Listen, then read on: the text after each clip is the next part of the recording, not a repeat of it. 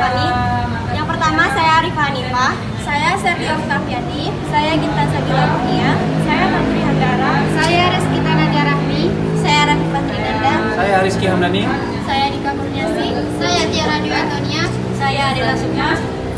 Kami akan mempresentasikan hasil diskusi kami yang akan disajikan oleh penyaji pertama yaitu Sergio Octaviani, penyaji kedua Tantri Hanggara dan Dika Kurniasi, penyaji ketiga Tiara Dwi Antonia dan Reskita Nadia Rahmi, penyaji keempat Rafifah Trinanda dan penyaji kelima Adela Sukma, Intan Sabila Kurnia dan Rifah Hanifah.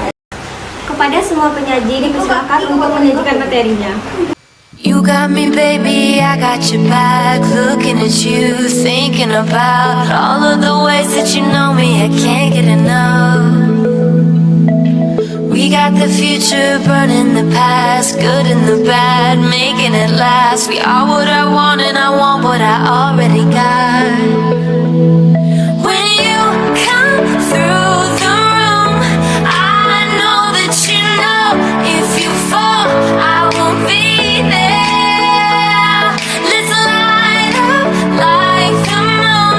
Yeah, we take it off, make it even brighter.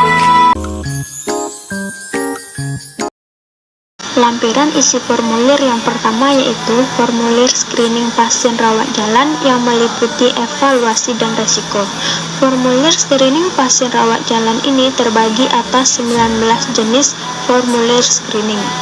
Yang pertama yaitu lansia dengan demensia, yang kedua pasien yang mengalami cacat fisik, yang ketiga pasien yang mengalami gangguan bicara, yang keempat pasien yang mempunyai hambatan bahasa atau dialek, yang kelima pasien dengan penggunaan produk darah, yang keenam pasien dengan penyakit menular seperti batuk atau airborne disease, yang ketujuh pasien imunosupresi, yang kedelapan pasien dengan penggunaan restrain, yang ke-9 pasien lansia dengan ketergantungan bantuan, yang ke-10 pasien anak-anak dengan ketergantungan, yang ke-11 pasien dengan resiko kekerasan, yang ke-12 pasien dengan pemberian kemoterapi, yang ke-13 pasien dengan resiko malnutrisi, yang ke-14 pasien nyeri, yang ke-15 pasien hemodialisa,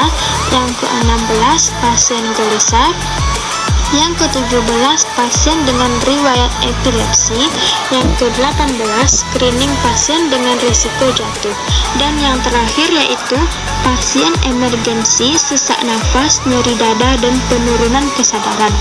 Jadi formulir screening pasien rawat jalan ini dapat diisi dengan iya atau tidak sesuai dengan yang ditampilkan pada slide di atas. Formulir screening pasien rawat jalan ini biasanya diisi oleh petugas screening. Sekarang isi formulir yang satu yaitu formulir screening pasien rawat jalan.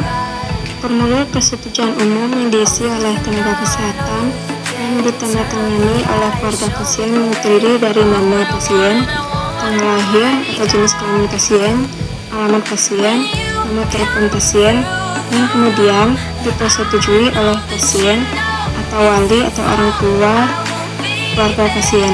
Yang pertama yaitu persetujuan untuk perawatan dan pengobatan yang dibaca oleh keluarga pasien atau pasien sendiri. Yang pertama yaitu saya mengetahui bahwa saya memiliki kondisi yang membutuhkan perawatan medis. Saya mengizinkan dokter dan profesional kesehatan lainnya untuk melakukan prosedur diagnostik dan perawatan medis termasuk terapi tidak terbatas pada elektrokardiogram, X-ray, tes darah, terapi fisik, dan pemberian obat kecuali yang membutuhkan persetujuan khusus atau tertulis. Yang kedua yaitu saya sadar bahwa praktik kedokteran bukanlah ilmu pasti dan saya mengakui bahwa tidak ada jaminan atas hasil siapapun terhadap perawatan proses atau pemeriksaan apapun yang dilakukan kepada saya. Yang ketiga yaitu saya mengetahui bahwa rumah sakit menjamin merupakan rumah sakit pendidikan. Karena itu saya menyetujui bila mahasiswa kedokteran dan profesi kesehatan lainnya berpartisipasi dalam perawatan sepanjang di bawah supervisi oleh supervisionernya. Yang kedua yaitu keinginan privasi. Saya mengizinkan atau tidak mengizinkan rumah sakit memberikan akses bagi keluarga serta orang yang menyenguk atau menemui saya. Di bawahnya terdapat nomor 1 dan 2 yaitu nama-nama orang yang saya setujui untuk menemui saya secara pribadi atau privasi. Bagian ketiga, terdapat 3 persetujuan dan ditandatangani oleh wali atau orang yang bertanggung. Pada bagian ketiga, terdapat 3 persetujuan dan ditandatangani oleh wali atau orang yang bertanggung jawab terhadap pasien. Yang keempat, informasi tata tertib bagi pasien pengunjung dan penunggu pasien, yaitu saya telah menerima informasi tentang peraturan yang diperlakukan oleh rumah sakit dan saya beserta keluarga sedia untuk mematuhinya, termasuk mematuhi jam berkunjung pasien sesuai dengan peraturan di rumah sakit. Yang kelima, informasi biaya. Sebagai peserta JKN atau NKS, saya bersedia mengurus jaminan rawat inap dalam waktu 3 hari kerja atau terhitung mulai pasien masuk. Dan apabila saya tidak mengurus dalam waktu tersebut di atas, saya bersedia daftar sebagai pasien umum atau pribadi. Saya memahami tentang informasi biaya pengobatan atau biaya tindakan yang dijelaskan oleh petugas rumah sakit. Lampiran isi formulir yang ketiga yaitu formulir ringkasan riwayat klinik. Di dalam formulir ringkasan riwayat klinik Rumah Sakit M. Jamil diisi oleh petugas rekam medis yang isinya nomor rekam medis, klinik kunjungan pertama, tanggal, jam, nama lengkap, nama keluarga, tempat tanggal lahir, umur, seks, golongan darah, status kawin, agama, pekerjaan, pendidikan, alamat lengkap, dan nomor telepon. Lanjutan dari pengisian form ringkasan riwayat klinik Rumah Sakit M. Jamil yaitu nama suami atau istri, nama ayah, nama ibu, pendidikan ayah atau suami atau istri, pekerjaan ayah atau suami atau istri, nama peserta asuransi, cara pembayaran, nomor asuransi atau BPJS, nama dan alamat dokter pengirim, tanggal kunjungan klinik, kiriman dari atau rujukan dari, dan masalah atau diagnosis kode ICD-10.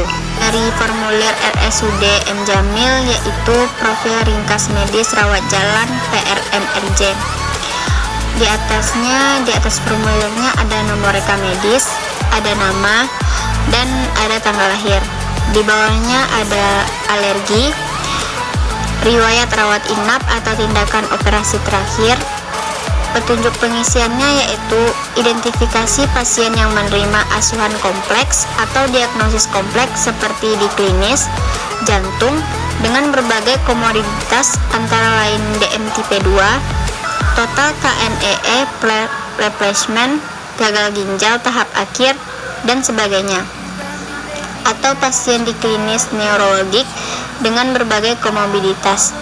Di bawahnya ada tabel yang berisi nomor, tanggal berkunjung, jam, catatan informasi pasien atau diagnosa, tindakan, rencana tindak lanjut, dan nama atau tanda tangan DPJP. Isi formulir yang keempat adalah asesmen awal pasien rawat jalan, yang di samping nomor rekam medis, nama, tanggal lahir yang diisi oleh dokter yang berisi jam melakukan asesmen. Asesmen awal keperawatan yang berisi alergi. Ia tidak tahu bila ia alergi apa, bentuk reaksinya apa. Keadaan umum, kesadaran, bila koma, beri gambar checklist. Kondisi umum, baik, tanpa sakit, sesak, pucat, lemah, atau yang lain. Bila baik, di checklist. Tekanan darah, mmHg. nadi berapa menit, suhu berapa derajat, pernafasan berapa menit, tinggi badan berapa, dan panjang badan berapa sentimeter, dan berat badan berapa kilometer. Kebutuhan khusus tidak ada alat bantu dengar, kacamata, tongkat, atau gigi palsu. Kalau tidak ada, beri checklist. Screening gizi. Screening gizi ini terdapat dua kelompok. Yang pertama, screening gizi pada anak dan screening gizi pada dewasa. Screening gizi pada anak berdasarkan metode Strong Kids usia 1 tahun sampai 18 tahun. Di dalam tabel ini terdapat parameter jawaban menilai. Parameter yang pertama, apakah pasien tampak kurus? Jawabannya antara ya dan tidak. Jika ya, diberi nilai 1, dan jika tidak, diberi nilai 0. Lalu yang kedua, apakah terdapat penurunan berat badan selama 1 bulan terakhir berdasarkan penilaian objektif? Jawabannya antara ya dan tidak. Jika ya, diberi nilai 1, dan jika tidak, diberi nilai 0. Yang ketiga, apakah terdapat salah satu kondisi berikut? Pertama, diare yang lebih dari 5 kali per hari dan atau muntah lebih 3 kali per hari dalam seminggu terakhir. Lalu yang kedua, asuhan makanan kurang selama 1 minggu terakhir. Jawabannya ya atau tidak. Jika ya, diberi nilai 1, dan jika tidak, diberi nilai 0. Lalu yang keempat, apakah terdapat penyakit atau keadaan yang mengakibatkan pasien berisiko malnutrisi dan sudah malnutrisi atau gizi buruk? Jawabannya ya atau tidak. Jika ya, diberi nilai 2, dan jika tidak, diberi nilai 0. Lalu akan skornya ditotalkan. Bila skor 4-5 dilakukan pengkajian lanjut oleh ahli gizi. Lalu yang kedua, screening gizi pada dewasa berdasarkan metode MST usia di atas 18 tahun. Di sini terdapat tabel parameter penilaian. Parameter yang pertama, apakah pasien mengalami penurunan berat badan yang tidak direncanakan atau tidak diinginkan dalam 6 bulan terakhir? Jika tidak, diberi nilai 0. Jika tidak yakin atau ada tanda baju menjadi longgar, maka diberi nilai 2. Dan jika iya, ada penurunan berat badan sebanyak 1-5 kg, diberi nilai 1. Penurunan berat badan sebanyak 6-10 kg, diberi nilai 2. Penurunan berat badan sebanyak 11-15 kg, diberi nilai 3.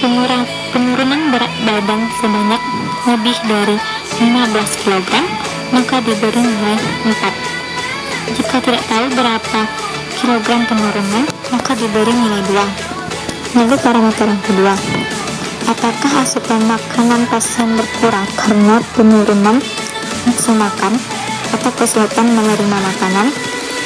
Jika tidak, diberi nilai 0, dan jika ya, diberi nilai 1. Lalu ditotalkan seluruh nilai tadi. Bila skor MST lebih dari 2, maka dilakukan pengkajian lanjut oleh ahli gizi. Komponen penilaiannya yang pertama yaitu perhatikan cara berjalan pasien saat akan duduk di kursi. Apakah pasien tampak tidak seimbang, sempoyangan atau lembung? Jika iya, dicekis bagian di kanan iya, jika tidak, dicekis di bagian kanan yang tidak. Yang B-nya, apakah pasien memegang pinggiran kursi atau meja atau benda lain sebagai pendukung saat akan duduk? Cara pasiennya sama kayak tadi. Jika iya, checklist di bagian iya, jika tidak, checklist di bagian tidak. Di sana juga ada tidak berisiko, risiko tinggi, dan risiko rendah. Jika dia tidak berisiko, itu tidak ditemukan ada B-nya. Jika risikonya tinggi, ada B-nya ditemukan. Jika risiko rendah, ditemukan A atau B. Bila risiko rendah, misalnya di sini pasien diberi edukasi dan berusaha pencegahan berisiko jatuh. Dan bila risiko tinggi, pasien dipasang pita kuning. Itulah hasil dari diskusi kelompok kami. Apabila ada kata-kata yang salah, mohon dimaafkan. Wabillahi taufiq wal hidayah. Assalamualaikum warahmatullahi wabarakatuh. Bye-bye.